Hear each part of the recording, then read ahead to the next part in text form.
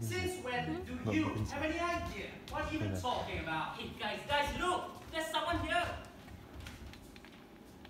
Oh, I'm sorry. I didn't know there was anybody in here. Who is she? Hey, have you seen a red backpack anywhere? Hey, check it out! Red backpack right there! What's that, Jill? Huh? Oh, there it is. Thanks. You know, it's actually my boyfriend's. I was holding on to it for him during practice yesterday, and I guess I left it in there somehow. How responsible, huh? He's been giving me the third degree about it. No idea. Blackbirds? Or murder? Possibly. Does your boyfriend hurt you? No. Then why on earth would she say third degree? I guess she was blind, despised liar. But she smells so nice. Yes, she smells like a flower on 7 Street 5. The orange ones! Can I have my backpack? Oh, you're like special needs, aren't you? Yeah, I remember now. You've seen you around before. Hey, I didn't mean to scare you, right? I promise. What's your name? Her eyes are so beautiful. Look at those perfect radials extending from the pupil. How interesting. It's like a tiny polar coordinate system. If you didn't take into account the complexity of the eye, you could do all sorts of amusing conversions. Between the polar and the Cartesian coordinates, hypothetically rearranging the elements of her eyes into a rectangular system. Okay. You don't have to answer that if you don't want to. I like your eyes. Wow. You have nice eyes too.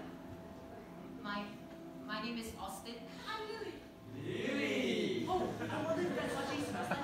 Maybe. So what are you reading about? Go on! Tell her! Spacecraft and calculus. Calculus. Wow. So you must be pretty good at math. Well, I wanted to be an engineer at Lockheed Martin, and my dad felt I could, even though I have autism, because I placed first in the Tri-State College Mathematics exam. But you don't want to anymore. Well, Lockheed Martin designs the best air and spacecraft, but also a lot of weapons like missiles and nuclear bombs. And I don't like things like that. So what I want to do is be an astronaut or an airline pilot. So I can still be part of something that I like, but not hurt people. That's really cool. I know Hey, just there are like some Stanford blue. engineer. There's that.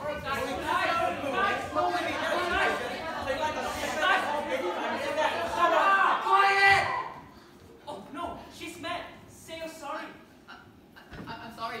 I didn't mean to make you angry. I'm not angry. I make people angry a lot. Sometimes my mother says, Austin, if you don't cut it out right now, I still pack you off to leave it.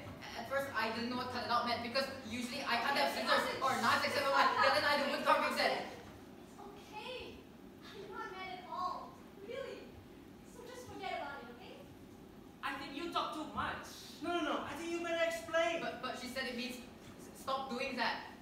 Usually, like when I'm yelling, she said people don't like it when I'm yelling. But it's because they touched me or something. So it's not my fault.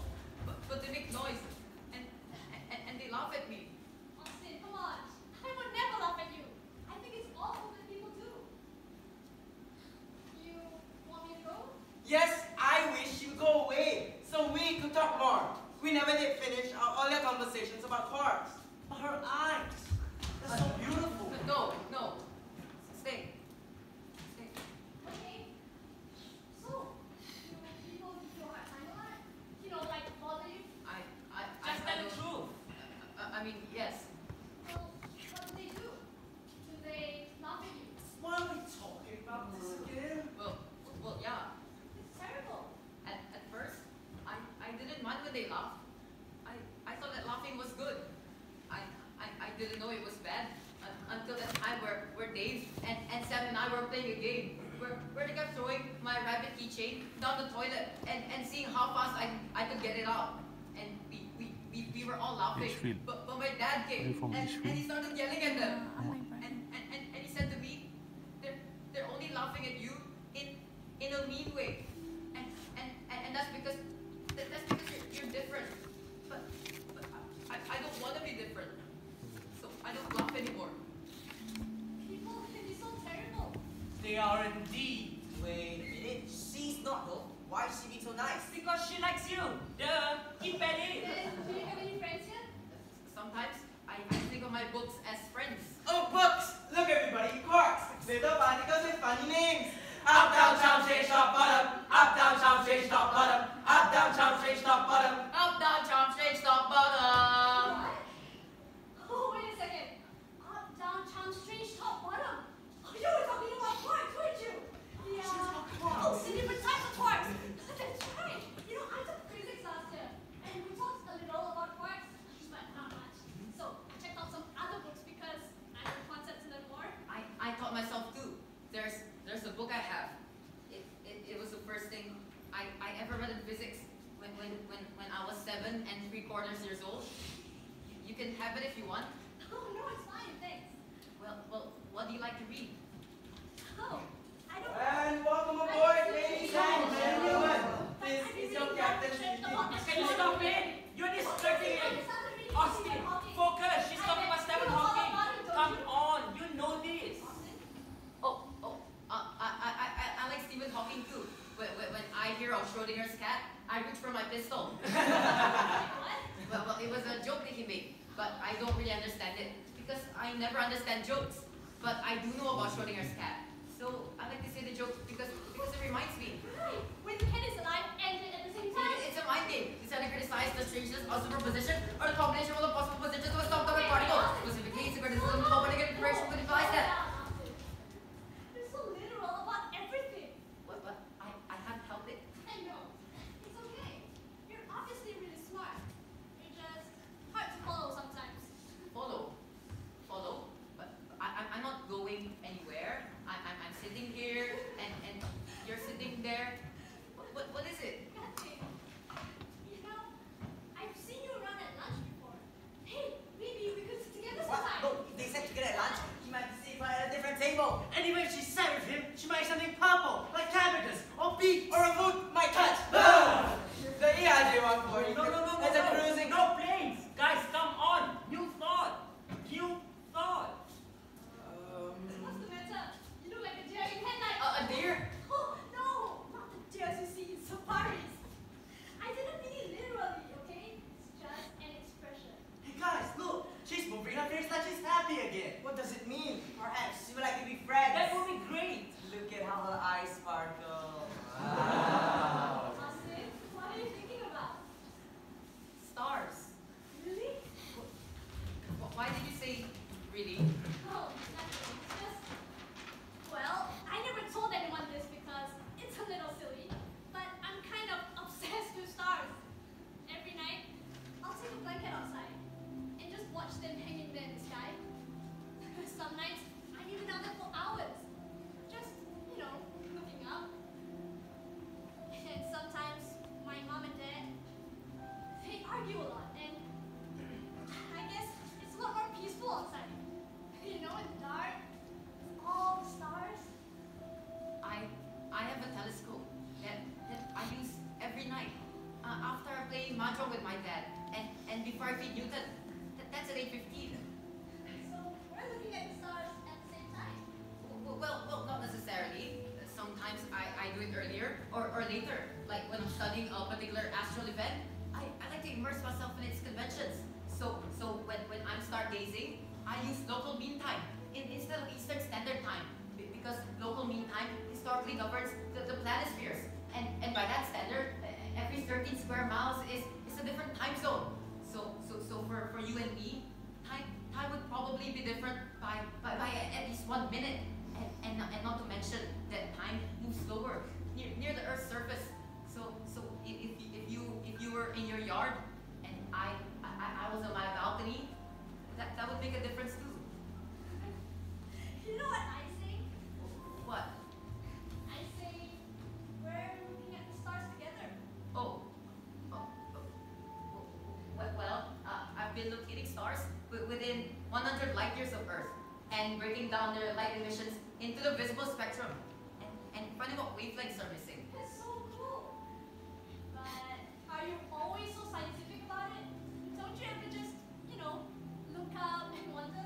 Well, some nights when I'm looking for gamma ray activity in such a supernovas, I like to think about the questions that it could answer for us if we understood them better. Like what? Like, does gravity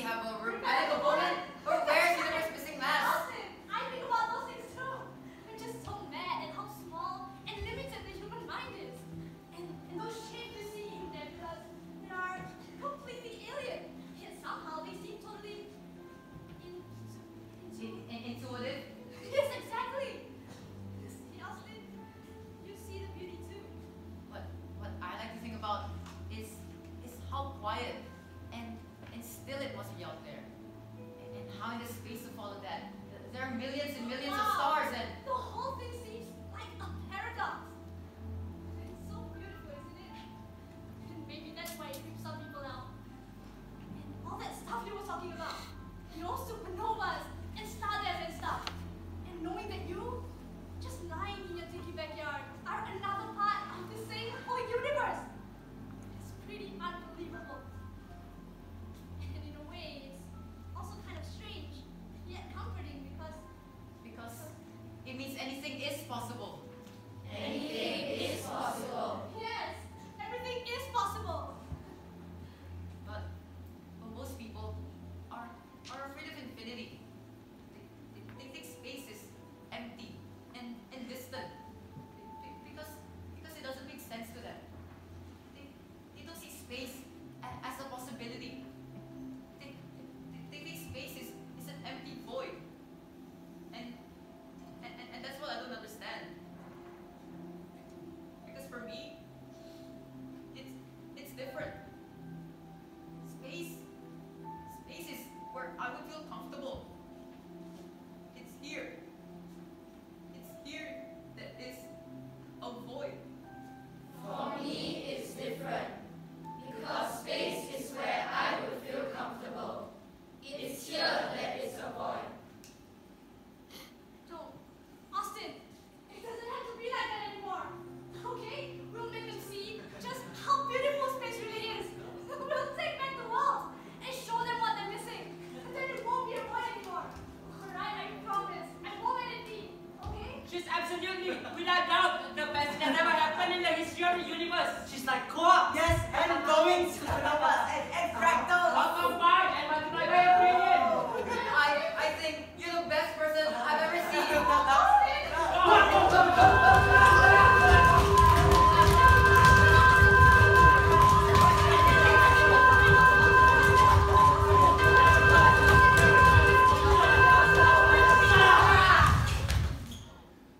Oh no! Oh no! Why can't you ever do anything right? It's always wrong.